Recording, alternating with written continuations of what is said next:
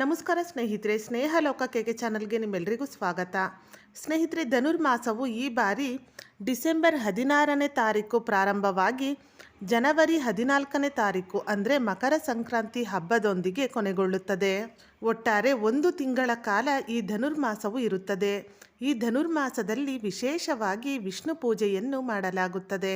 ಜೊತೆಗೆ ಅರಳಿ ಮರವನ್ನು ಕೂಡ ಪೂಜಿಸುತ್ತಾರೆ. ಹಾಗಾದರೆ ಯಾವ ಸಮಯದಲ್ಲಿ ಧನುರ್ಮಾಸದ ಪೂಜೆ ಮಾಡಿದರೆ ಪೂರ್ಣ ಫಲ ಸಿಗುತ್ತದೆ, ಪೂಜಾ ವಿಧಾನ ಹೇಗೆ, ಪೂಜೆಗೆ ಶುಭ ಸಮಯ ಯಾವುದು, ಯಾವ ನೈವೇದ್ಯವನ್ನು ಅರ್ಪಿಸಬೇಕು, ಈ ಎಲ್ಲಾ ಮಾಹಿತಿಯನ್ನು ಇವತ್ತಿನ ಈ ವಿಡಿಯೋದಲ್ಲಿ ತಿಳಿಯೋಣ ಸ್ನೇಹಿತರೆ. ಅದಕ್ಕಿಂತ ಮುಂಚೆ ನೀವು ಇನ್ನೂ ನನ್ನ ಚಾನಲ್ನ ಸಬ್ಸ್ಕ್ರೈಬ್ ಮಾಡ್ಕೊಂಡಿಲ್ಲ ಅಂದರೆ ದಯವಿಟ್ಟು ಸಬ್ಸ್ಕ್ರೈಬ್ ಮಾಡ್ಕೊಳ್ಳಿ. ತಪ್ಪದೆ ಬೆಲ್ಲೈಕನ್ ಅನ್ನು ಕೂಡ ಕ್ಲಿಕ್ ಮಾಡಿ.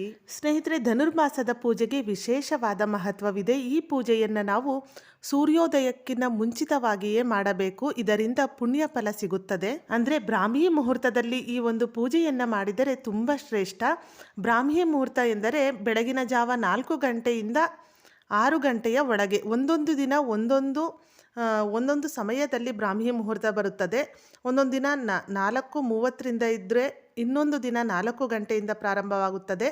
ಒಟ್ಟಾರೆ 4 ಗಂಟೆಯಿಂದ 6 ಗಂಟೆಯ ಒಳಗೆ ಈ ಒಂದು ಪೂಜೆಯನ್ನು ಮಾಡಬೇಕು. ಸೂರ್ಯೋದಯಕ್ಕಿಂತ ಮುಂಚಿತವಾಗಿಯೇ ಧನುರ್ಮಾಸದ ಪೂಜೆಯನ್ನು ಮಾಡಿದರೆ ಪುಣ್ಯ ಫಲ ಅನ್ನೋದು ಸಿಗುತ್ತೆ. ಹಾಗೆ ಪಾಪಗಳೆಲ್ಲ ಕಳೆದು ಪುಣ್ಯ ಲಭಿಸುತ್ತದೆ. ಧನುರ್ಮಾಸದ ಪೂಜೆ ಮಾಡುವವರು 1 ತಿಂಗಳ ಕಾಲ ಪ್ರತಿದಿನವೂ ನೀವು ಧನುರ್ಮಾಸದ ಪೂಜೆಯನ್ನು ಮಾಡಬಹುದು.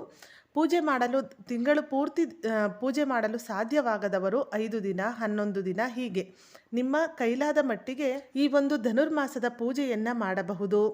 ಇಷ್ಟು ದಿನವೂ ಮಾಡಲು ಸಾಧ್ಯವಾಗದವರು ಧನುರ್ಮಾಸದ 1 ದಿನವಾದರೂ ಈ ಒಂದು ಧನುರ್ಮಾಸದ ಪೂಜೆ ಮಾಡಿದರೆ ತುಂಬ ಒಳ್ಳೆಯದು.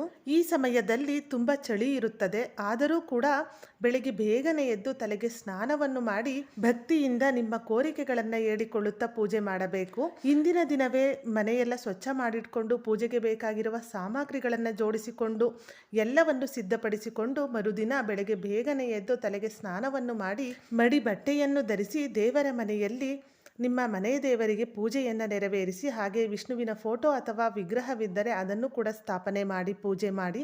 ವಿಷ್ಣುವಿನ ಯಾವುದೇ ಅವತಾರವಾದ ಫೋಟೋ ಅಥವಾ ವಿಗ್ರಹವಿದ್ದರೆ ಅದನ್ನು ಸ್ಥಾಪನೆ ಮಾಡಿ ಪೂಜೆ ಮಾಡಿ. ಮೊದಲಿಗೆ ಮನೆಯ ಮುಂದೆ ರಂಗೋಲಿಯನ್ನು ಬಿಡಿಸಿ ತುಳಸಿ ಕಟ್ಟೆಯನ್ನು ಸ್ವಚ್ಛಗೊಳಿಸಿ ತುಳಸಿ ಕಟ್ಟೆಗೆ ಅರಿಶಿನ, ಕುಂಕುಮ, ಹೂಗಳಿಂದ ಅಲಂಕಾರ ಮಾಡಿ ದೀಪವನ್ನು ಹಚ್ಚಿಡಿ. ಹಾಗೆ ಹೊಸ್ತಿಲ ಮುಂಭಾಗದಲ್ಲಿ ಕೂಡ ದೀಪವನ್ನು ಹಚ್ಚಿ ಹೊಸ್ತಿಲ ಪೂಜೆಯನ್ನು ಮಾಡಿಕೊಂಡು ನಂತರ ನೀವು ದೇವರ ಪೂಜೆಯನ್ನು ನೆರವೇರಿಸಬೇಕು.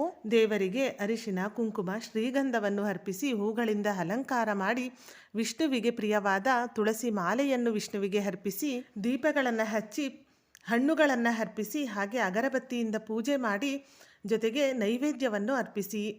ಈ ಧನುರ್ಮಾಸದಲ್ಲಿ ಯಾವ ನೈವೇದ್ಯವನ್ನು ಅರ್ಪಿಸಿದರೆ ತುಂಬ ಒಳ್ಳೆಯದು ಅಂದರೆ ಅಕ್ಕಿ ಮತ್ತು ಬೇಳೆಯಿಂದ ಮಾಡಿದ ಪಾಯಸ ಅಂದರೆ ಪೊಂಗಲ್ಲು. ಹೆಸರು ಬೇಳೆ ಮತ್ತು ಅಕ್ಕಿ ಬೆಲ್ಲವನ್ನು ಸೇರಿಸಿ ಪೊಂಗಲ್ ತಯಾರಿಸಿ ಅಂದರೆ ಹುಗ್ಗಿಯನ್ನು ತಯಾರಿಸಿ ದೇವರಿಗೆ ಅರ್ಪಿಸಿ ಶ್ರದ್ಧೆಯಿಂದ ಪೂಜೆ ಮಾಡಿ. ಮನೆಯಲ್ಲಿ ಪೂಜೆ ಮುಗಿಸಿದ ನಂತರ ಅರಳಿ ಮರಕ್ಕೆ, ನಿಮ್ಮ ಮನೆಯ ಅಕ್ಕಪಕ್ಕದಲ್ಲಿ ಅರಳಿ ಮರವಿದ್ದರೆ ದೇವಸ್ಥಾನದ ಬಳಿ ಅರಳಿ ಮರ ಇದ್ದೇ ಇರುತ್ತದೆ. ದೇವಸ್ಥಾನದ ಬಳಿ ಅರಳಿ ಮರವಿದ್ದರೆ ಅದರ ಕೆಳಭಾಗದಲ್ಲಿ ನಾಗರ ಕಲ್ಲಿರುತ್ತದೆ. ಆ ನಾಗರ ಕಲ್ಲಿಗೂ ಕೂಡ ಪೂಜೆಯನ್ನು ನೆರವೇರಿಸಿ ನೈವೇದ್ಯವನ್ನು ಅರ್ಪಿಸಿ ಹೂಗಳಿಂದ ಅಲಂಕಾರ ಮಾಡಿ ನಂತರ ಅರಳಿ ಮರಕ್ಕೆ ಪೂಜೆಯನ್ನು ಅರ್ಪಿಸಿ ಮನೆಯಿಂದಲೇ ಪೂಜಾ ಸಾಮಗ್ರಿಗಳನ್ನು ಎಲ್ಲವನ್ನು ಜೋಡಿಸಿಟ್ಟುಕೊಂಡು ಮನೆಯಿಂದಲೇ ತೆಗೆದುಕೊಂಡು ಹೋಗಿ ಅರಳಿ ಮರಕ್ಕೆ ಪೂಜೆ ಮಾಡಿ ಹಾಗೆ ಅರಳಿ ಮರಕ್ಕೆ ಪ್ರದಕ್ಷಿಣೆಯನ್ನು ಹಾಕಿ 5 ಅಥವಾ 11 ಪ್ರದಕ್ಷಿಣೆಗಳನ್ನು ಹಾಕಿ ನಿಮ್ಮ ಕಷ್ಟಗಳನ್ನೆಲ್ಲ ಹೇಳಿಕೊಳ್ಳುತ್ತಾ ಭಕ್ತಿಯಿಂದ ಪೂಜೆ ಮಾಡಿ. ಈ ಧನುರ್ಮಾಸದಲ್ಲಿ ಅರಳಿ ಮರವನ್ನು ಪೂಜಿಸಿದರೆ ನಿಮ್ಮ ಕಷ್ಟಗಳೆಲ್ಲ ಕಳೆಯುತ್ತವೆ. ಕಂಕಣ ಭಾಗ್ಯಕ್ಕಾಗಿ ಹೆಚ್ಚಾಗಿ ಈ ಪೂಜೆಯನ್ನ ಮಾಡುತ್ತಾರೆ. ಕಂಕಣ ಭಾಗ್ಯ, ಆರ್ಥಿಕ ತೊಂದರೆ ಹಾಗೂ ವ್ಯಾಪಾರ ಇತರೆ ಸಮಸ್ಯೆಗಳಿದ್ದರೆ ಈ ಧನುರ್ಮಾಸದಲ್ಲಿ ಅರಳಿ ಮರವನ್ನು ಪೂಜಿಸಿದರೆ ಕಷ್ಟಗಳೆಲ್ಲ ಕಳೆಯುತ್ತವೆ ಎಂಬ ನಂಬಿಕೆ ಇದೆ. ಧನುರ್ಮಾಸದ ತಿಂಗಳುಗಳ ಕಾಲ ನೀವು ಈ ಒಂದು ಪೂಜೆ ಮಾಡಲು ಸಾಧ್ಯವಾಗದವರು 1 ದಿನ ಧನುರ್ಮಾಸದ 1 ದಿನವಾದರೂ ಈ ಒಂದು ಪೂಜೆಯನ್ನ ನೆರವೇರಿಸಿ. ದೇವರ ಪೂಜೆ ಮತ್ತು ಅರಳಿ ಮರದ ಪೂಜೆಯನ್ನ ಸೂರ್ಯೋದಯಕ್ಕಿಂತ ಮುಂಚಿತವಾಗಿಯೇ ಮಾಡಬೇಕು. ಇದರಿಂದ ಪುಣ್ಯ ಫಲ ಸಿಗುತ್ತದೆ.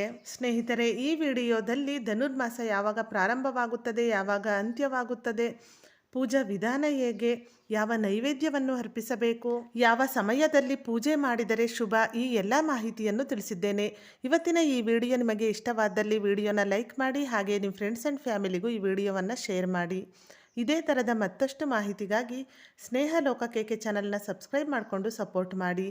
ಕೊನೆ ತನಕ ವಿಡಿಯೋ ನೋಡಿದ ಎಲ್ಲರಿಗೂ ಧನ್ಯವಾದಗಳು.